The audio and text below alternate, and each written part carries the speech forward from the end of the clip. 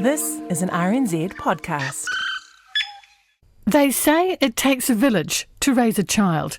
I'm Lynn Freeman, and here we draw on my conversations with experts on 9 to Noon to help you navigate family life. How to help children make sense of the global pandemic. Psychologist Sarb Johal is my guest.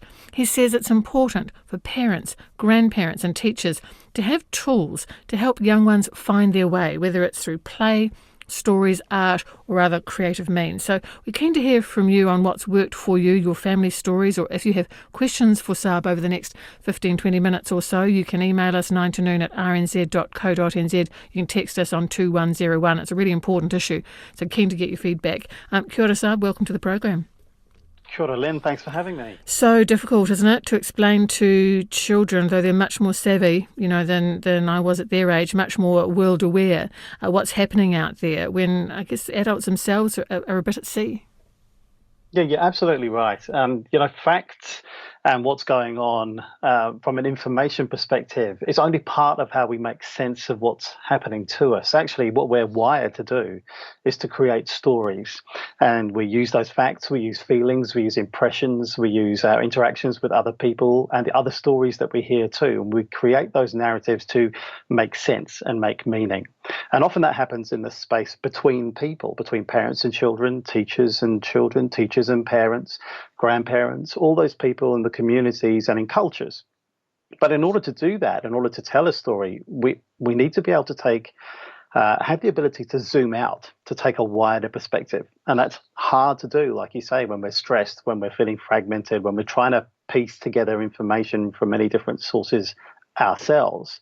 And so what we need other people to help us with our collective experiences. And that's why when I was preparing for the show today, and as you've asked, I thought it would be useful to ask people to share their own stories, because often it's our collective cultures that help us to make sense of our experience, and we can then learn from each other. Why is it important to help children to process this event and give it meaning, and not just assume either that they're not that aware or that it'll be sorted out at school or they'll be fine? Yeah, so we know that they are aware because, you'll have had experience hanging around with children, or if you're a parent or your child. Children have bat ears. They hear everything that's going on. They tune into conversations that we perhaps think that they're not listening to. They know what's good. They have a good idea as to what's going on. And often it can feel very confronting for them. And so stories and play in particular is another way for children to process what's going on, the stressful emotions and experiences, what they're hearing in a way that perhaps is a little bit distant. It's not dealing with the fact itself, but it's dealing with it one step removed. So it almost helps children to regulate their mood when they're finding experiences overwhelming, because through pretend play, storytelling, role playing, they can get a little bit of distance from their immediate experience and almost pretend like it's happening to somebody else, or in a story to another character, experience it less intensely. And that way it's kind of a runway towards integrating that experience more fully so that they can actually get in touch with what is actually happening. Is it more important then that the children are expressing their views than perhaps a parent or a guardian or a teacher being a little bit concerned that they don't have the answers? If the children are raising questions in this, do they need to have some kind of response to it? Yeah, I think one of the things it's important to do when you're thinking about how you're playing with a child or how you're responding to something that your child is asking you, or even if you're hearing children who perhaps have got some of the facts wrong, is that you're led by your child. And perhaps the immediate time when you hear that misrepresentation or something that's gone wrong is not the time to perhaps correct it, but just bear it in mind. And when the opportunity is there, add the new information in a way that feels safe, and then see how it comes up in the play again. One of the things we have to watch out for when children are playing and they're kind of thinking about difficult topics is that when they get stuck and there's no resolution to that thing that's coming up in play. And we know this, say, the studies that have been done on children that have been hospitalized and going through surgery, and children who can perhaps think about that and incorporate that experience of being in a hospital into their play by doing things like performing surgeries on their teddy bears, for example, they tend to experience less anxiety than those children who don't play like this. And we know that children who go through war experience as well, they may reenact battle or fight scenes in their play. And so what we know is that actually children play with what they know about, and it reflects what they're experiencing in the world around them and what they see in the media and what they hear from conversations amongst adults. So it's a way of processing. But when you're joining in or you're witnessing that play, be careful not to intervene too early and just use it as almost like a window of understanding as to what's going on in that child's world, because often what you see in play is something that they may not be able to articulate directly to you if you ask them. We have a text in from Tara regarding COVID-19. She says, my kids have been asked at school to draw pictures and write about their fears about COVID. This makes it very real and even highlights the issue in their conscious even more. Is this necessary? And what are the impacts of making our children do this? It feels like a project. Kids are turning this situation into a project like reviewing Anne Frank or the treaty without considering that this can create a culture of fear-mongering. And she'd really like to know your views on that.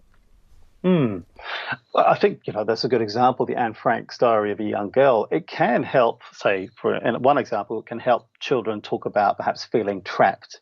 But I think that then there needs to be almost another step in terms of, well, what do we do with these feelings? What do we do with these fears? I mean, one of the things that you can highlight there is that actually it's quite a common shared experience so that people don't feel alone. When we talk about fears, often we can feel like we're the only ones. But actually what we may find is that actually around the country, we have a very common set of fears that are going on. And then through sharing, well, what do we do with fear? What do we do with anxiety? What have we learned from other things that we've been anxious about how do we deal with that? So I guess, yeah, I would agree in terms of naming is really powerful, but it's probably not the end of the process.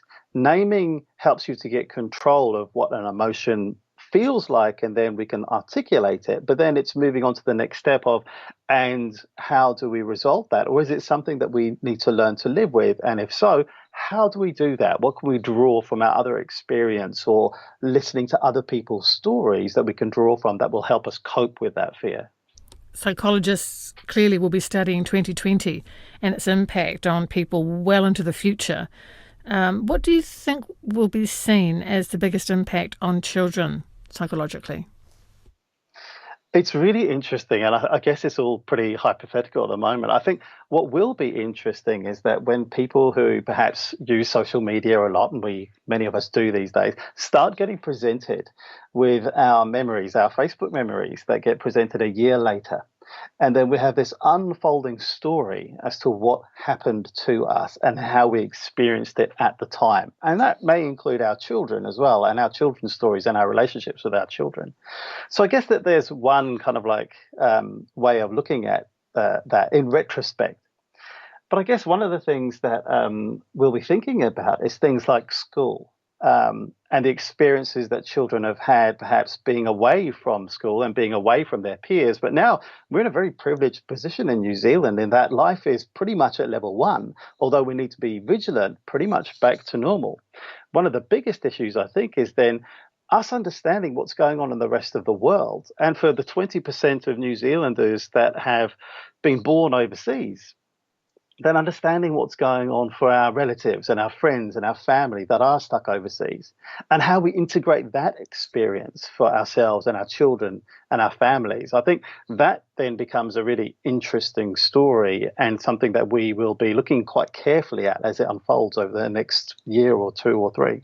Yeah, I mean, as we, in decades ahead, reflect on our time in lockdown, for many it was a dream time. It was insulated and safe at home. I've got a great niece in England who just can't read enough books, so she's very happy over there because their lockdown's been going on for months, and a reduction perhaps in anxiety related to going to school. And for others, of course, particularly those social kids, lockdown was anything but a dream, more of a nightmare. So there's quite a split there, isn't there? Yeah, there is. So I guess it's not how the coronavirus might make an appearance in children's stories or in their play, but what happens in the story that matters more. So yes, for some, they'll look back at it on a dream time. But then perhaps one of the things that I've been thinking about is almost asking children, and as a little bit of an exercise, to what they would tell their older self if they had a message that they could send their older self right now about what they're experiencing right now and how they think that their older self might look back on that. It's a really interesting little project, I think, about trying to almost like write it down in a little letter that you might send to yourself in the future that really helps you to kind of really nail down the core of that experience. And then you can start building stories around that. What about play? We were talking before about art, and that's quite an obvious one to go to. Encourage the children to draw if they can. But how important is play in this and coming up with some ideas or scenarios? I think it's really important. Like I said before, I think it's one of the ways that children kind of act out what it is that it's going on for them, which they may not be able to articulate in language. So, you might find that your child needs to put on a cape and turn the virus into a bad guy or a bad girl in their superhero make-believe. And that gives them almost like a bit of a sense of anxiety. Somehow they've vanquished this. Or, pretend play where you gather your stuffed toys and put them in a box. And actually, this is their managed isolation room. But actually, they have some control over that rather than feeling like they have no control over to what's going on. And then, we see other things going on with children playing, things like maybe COVID tag or pretending to be sick or playing doctor and patient. All of these are ways for children and young people to make sense as to what's going on in their world. And I guess one of the things that we need to watch out for, even though it feels perhaps disturbing for us, is really understanding that this is a way of getting some insight and taking the child's lead around what's going on. And that's good because it helps perhaps parents to escape from reality for a minute, but it also shows the child that you're entering into their world rather than them having to live or make sense of a world that feels quite scary for them. So you entering into their pretend play world will help them to work out their emotions and fears if they see you reacting in a safe, contained, pretend space. So entering into that play world as much as possible, I think, is really valuable. Heard from a listener saying, as a teacher, I used glitter glue on the kids' hands to demonstrate transmission and to explain how tiny germs work. That's creative. I think that's great. Messy, but creative. Yeah, absolutely. Because I guess one of the things that we struggle with when we're thinking about risks is when they're invisible and they're abstracts, right? Even though we know that they're real. But actually for children, it's doubly hard. So making it concrete and visible and showing how things spread from one place to another is a really interesting way of making sure that you're teaching them skills that help to keep them safe in a safe, contained, playful way as well. Yeah, this is all, in many ways, making sense of it now, but creating memories for those young minds. Yeah, I mean, I think journaling helps children as much as it can help their parents. Perhaps thinking about, what's their experience like as it unfolds on a day-by-day basis. But I think you don't have to stick to the written format. Video journaling can be really useful too. Kids are really good at vlogging these days. They know how it works. They know how to edit. They know how to save and reflect back on that. And it's something that actually could be really precious in terms of thinking about, well, what was our experience like, not just as a child, but as a family or as a school, as a community, as we progress through this coronavirus timeline. Because it all helps to create meaning.